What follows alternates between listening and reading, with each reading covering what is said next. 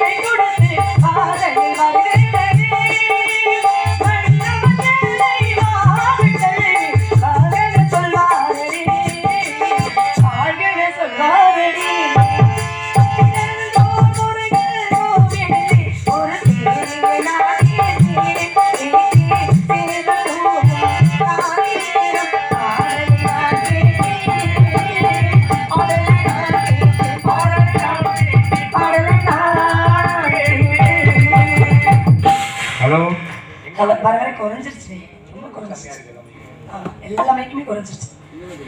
குறிஞ்சி முல்லை மருதம் இதழ் பாலை ஐம்பது நிலத்திலே குறிஞ்சி நிலத்திலே தொண்டி நாட்டிலே சிற்றூர் எனும் ஊரிலே நம்பி தலைவனுக்கும் நன்றி விவரிக்கும் வளர்ப்பு மகளாக வளர்ந்து வருகிறேன். இன்று என் தோழியை கண்டு அளவிட்டு பேசுறேன். பேசுவோமா? நல்லா பேசணும், நல்லதே பேசணும். எங்களுடைய நாட்டின் வழக்கம் என்ன? ஆண்கள் உழுது பயிரிடுவதும் அருமனித பெண்கள் காவல் செய்வதும் எங்களுடைய நாட்டின் வழக்கம். வழக்கம் எல்லாம் நல்லா இருக்கு. என்னம்மா நல்லா இருக்குன்னா நல்லா இருக்குன்னு சொல்ல வேண்டியதானே. அப்புறம் என்ன நல்லா தான் இருக்குன்னு ஒரு இழுவை காரணம் இருந்தால்தான் தோரணம் கட்டுவது வழக்கம். தோரணம் கட்டியாச்சு அப்படின்னா ஏதோ ஒரு காரணம் இருக்குன்னு அர்த்தம் இல்லையா? நான் கேட்கிறேன் உங்களை எல்லாம் பார்த்து, தோரணம் தோரணம்னு சொல்றோம்ல, என்ன தோரணம் கட்டுவோம்? என்ன தோரணம் கட்டுவோம்? மாவிளை தோரணம், வேப்பிலை தோரணம், தென்னங்குருத்து ஓலை தோரணம், இதெல்லாம் நம்ம கட்டுவோம். ஆனா இப்ப எல்லாம் என்னன்னு தெரிய மாட்டேங்குது. அதிகமா கட்ட மாட்டேங்கிற. ஆனா இந்த ஊர்ல கட்டியிருக்கீங்க, ரொம்ப சந்தோஷமா இருக்கு. ஏன்னா நிறைய ஊர்ல நான் வந்து பார்த்துட்டு தான் பேசுறேன். ஆனா இன்னைக்கும் நான் பார்த்தேன், மனிதன் சுவாசிக்க கூடிய காற்றிலே ரொம்ப தூய்மையான காற்றை கொடுக்கக்கூடியது எது தெரியுமா? ஒன்று மூங்கில் மரம், இன்னொன்று துளசி, இன்னொன்று என்ன மரம்? அரச மரம். அரச மரம் தான் தூய்மையான ஒரு காற்றை கொடுக்கக்கூடிய ஒரு தன்மை உள்ளது. அப்படிப்பட்ட மூங்கில் மரம் இங்க நட்டு வச்சிருக்கீங்க, ரொம்ப சந்தோஷமா இருக்கு. அதே போல மாவிளை தோரணம் ஏன் தெரியுமா கட்டுறோம்? முதல் விஷயம் மகாலட்சுமியோட அம்சம் மாவிளை தோரணம். வேப்பிலை எதுக்காக கட்டுறோம் தெரியுங்களா? அம்பாளுடைய அம்சம், அதனால அதை கட்டப்படுகிறது. அது ஆன்மீகம். அறிவியல் என்ன சொல்லுது தெரியுங்களா? இங்கே கோயிலுக்கு வரக்கூடியவங்க வியாதி உள்ளவங்களும் வருவாங்க, வியாதி இல்லாதவங்களும் வருவாங்க. அப்ப வியாதி உள்ளவங்க தொற்று நோய் பரவும். அந்த தொற்று நோய் நம்மை அண்டாமல் இருப்பதற்காகவே அந்த மாவிளை தோரணமும் வேப்பிலை தோரணமும் கட்டப்படுகிறது. இப்போ வேப்பிலை எப்படிமா நம்ம வியாதியில உள்ளேந்து வர அசுத்த கிருமி அதை எப்படி எழுதுக்கோ அப்படின்னு உங்களுக்குலாம் ஒரு சந்தேகம் வந்துருக்கு. இந்த 3 வருஷத்துக்கு முன்னாடி கொரோனா வியாதின்னு ஒன்று வந்துச்சு. அப்ப என்ன சொன்னாங்க தெரியுங்களா? தடுப்பூசி கண்டுபிடிப்பதற்கு முன்பதாகவே வெளியே வீட்டை விட்டு வெளியில யாரும் வந்துடாதீங்க, அப்படியே வந்து அவசரமா வந்துட்டு போறீங்க அப்படின்னா வேப்பிலை அரைச்சி ஒரு கோவல தண்ணியில கரைச்சி விட்டுருங்க, அதை கொஞ்சம் மஞ்சத்தூளை போட்டுருங்க, ஒரு பொடி கல் உப்பை போட்டுருங்க, அதை கை காலை கழுவிட்டு வீட்டுக்குள்ள போங்க அப்படின்னா. இன்னும் தாய்மார்களுக்கெல்லாம் சொல்லணும் அப்படின்னா அந்த காலத்துல அம்மை நோயின்னு ஒண்ணு பரவும்.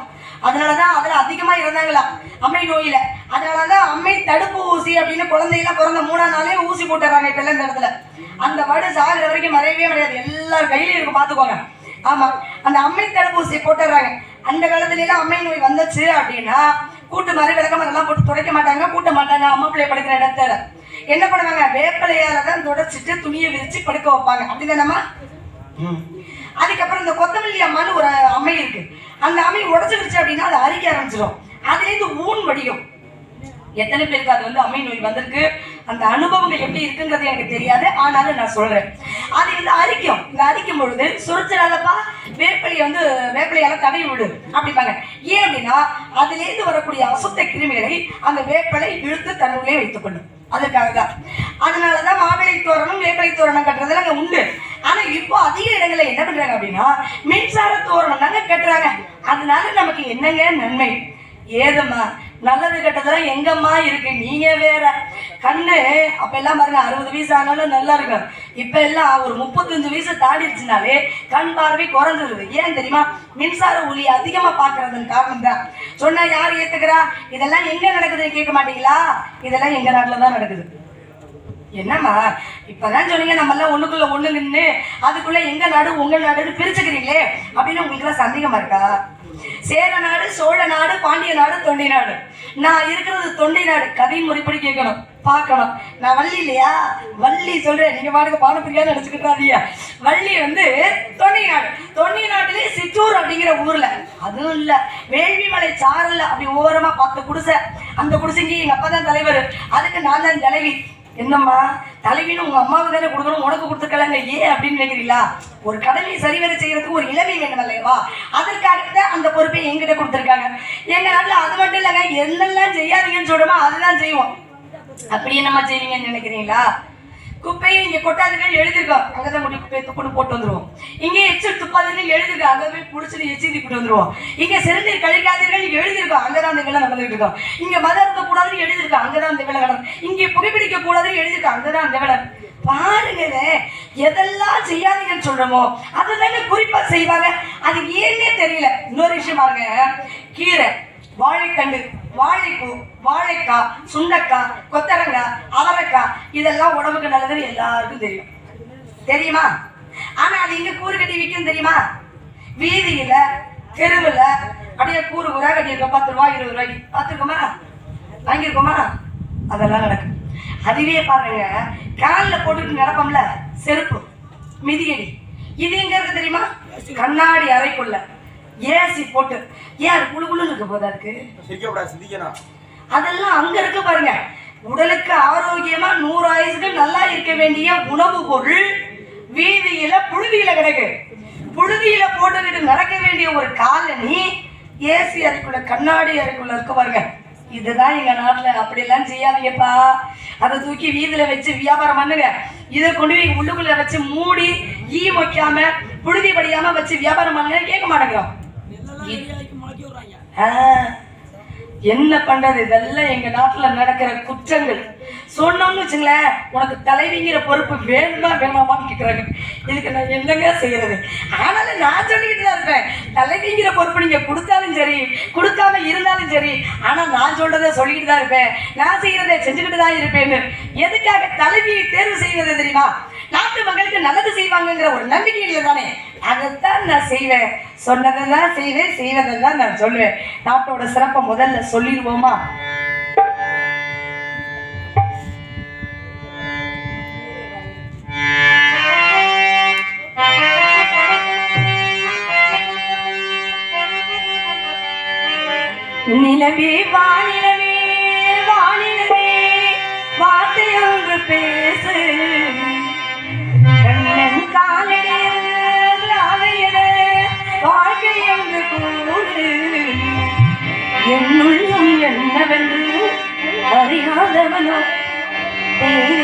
படுபாட்டை பொறியாதவனோ அந்த காற்றும் ஒரு நாள் என் திசை மாறணும் கண்ணா என் கண்ணா நிலவே மாநிலவே மாநிலவே பாட்டை ஒன்று பேசு கண்ணன் காலடியில் பாட்டை என்று போது என் உள்ளம் என்னவென்று அறியாதவனோ என்னை மனப்படுபாட்டை பொறியாதவனோ அந்த காற்றும் ஒரு நாள் என் திசை மாறணும் கண்ணா என் கண்ணா நிலவே வானிலவே வானிலவே பாட்டை ஒன்று பேசு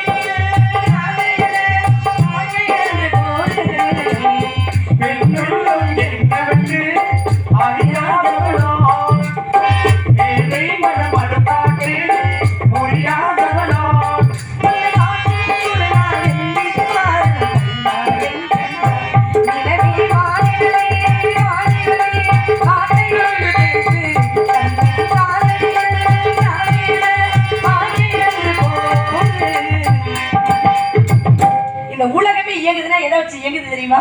பஞ்சபூதங்கள். ஆகாயம், பூமி, நீர், நெருப்பு, காற்று, பஞ்சபூதங்களை வச்சு உலகம் இயங்குது. உலக உற்பத்தி ஆகுதுன்னு வச்சுக்கோங்களேன். எதை வச்சு உற்பத்தி ஆகுது தெரியுமா?